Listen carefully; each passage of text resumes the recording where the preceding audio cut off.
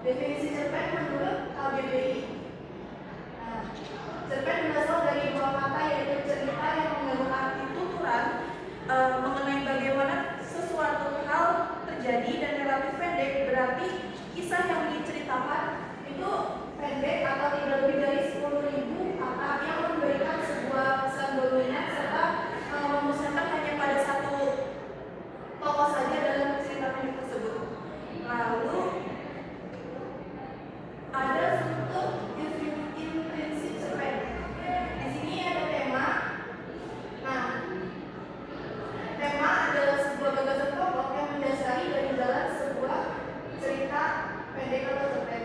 Tema biasanya dapat langsung terlihat jelas dalam cerita atau tersurat. Jadi tidak langsung, di mana si pembaca itu harus teliti dan menyimpulkan sendiri atau menyimpulkan sendiri apa tema yang terdapat dalam cerpen atau tidak tersurat atau tersirat. Lalu kedua ada tokoh. Tokoh merupakan pelaku yang terlibat dalam cerita tersebut. Setiap tokoh biasanya mempunyai karakter tersendiri. Dalam sebuah cerita pendek terdapat tokoh protagonis atau tokoh baik dan antagonis atau tokoh Ada juga tokoh figuran yaitu tokoh pendukung.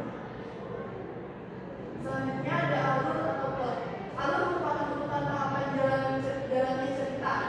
Itu bisa mulai perkenalan, lalu munculnya konflik atau permasalahan, konflik yang mulai meningkat, terus puncak konfliknya atau klimaks, lalu penurunan konflik dan penyelesaian. Nah, tahapan tersebut harus ada di dalam sebuah cerita pendek agar cerita tersebut tidak membingungkan. Di sini ada beberapa tipe alur. Ada alur maju.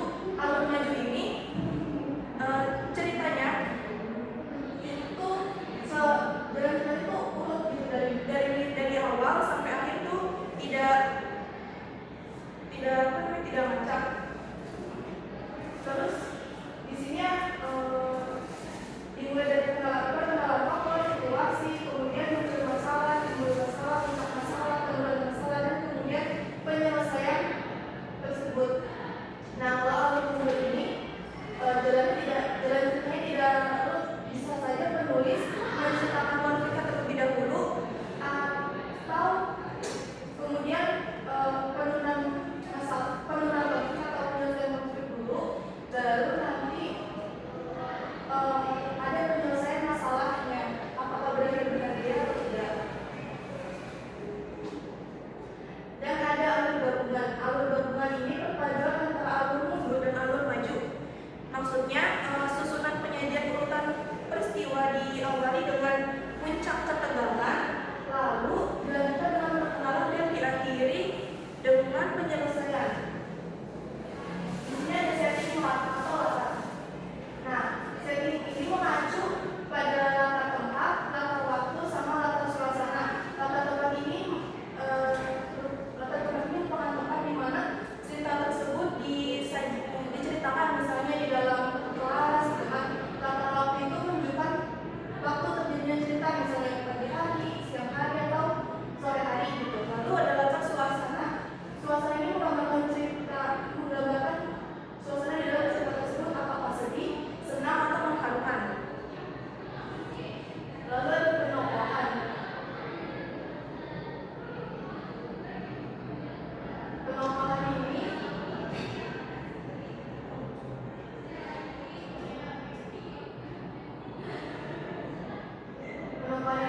memang harus dijelasin karena kalian masih SMP ini pelajaran sejarah.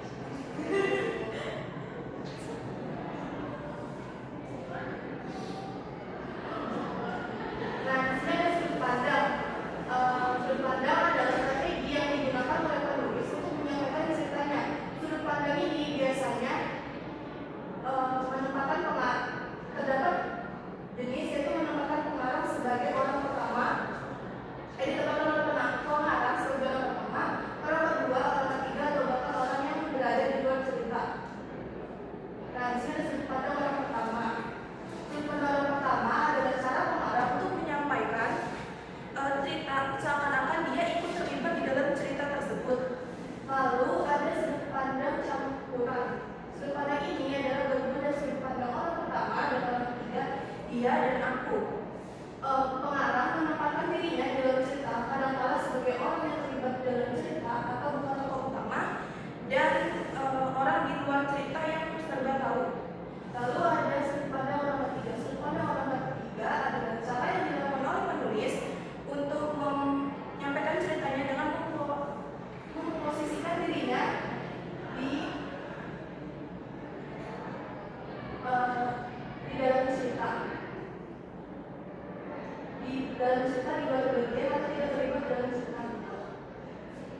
Biasanya diganti dengan kata tunggal dia atau nama orang dan dirinya.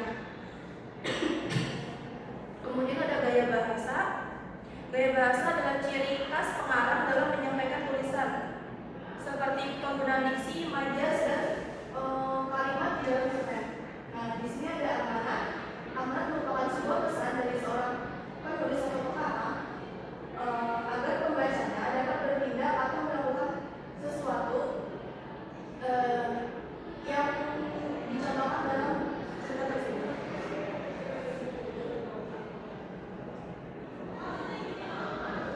Di sini ada unsur ekstrinsipnya.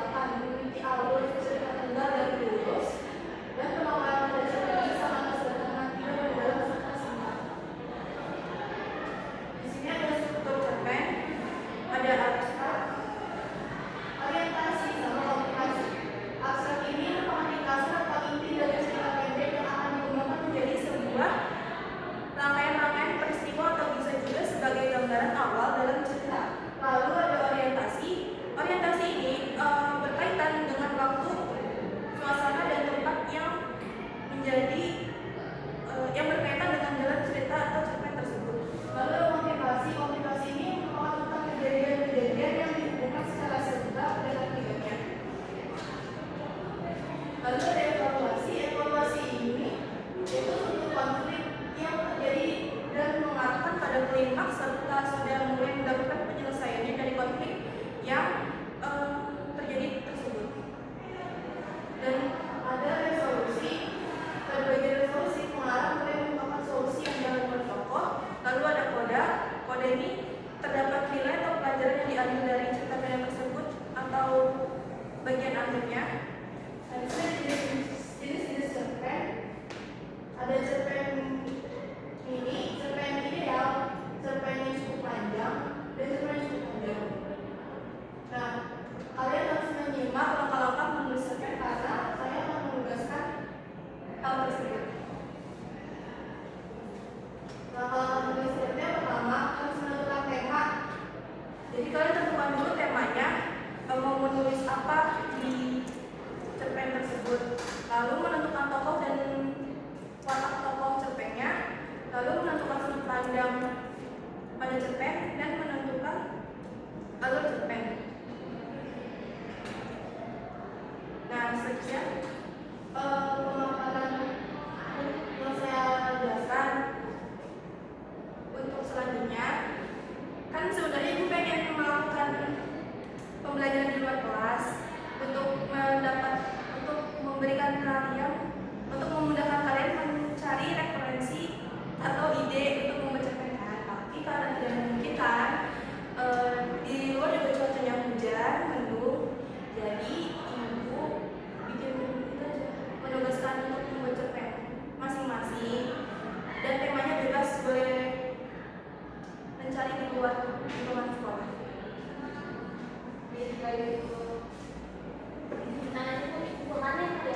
Dikumpulkannya minggu depan sesuai jam.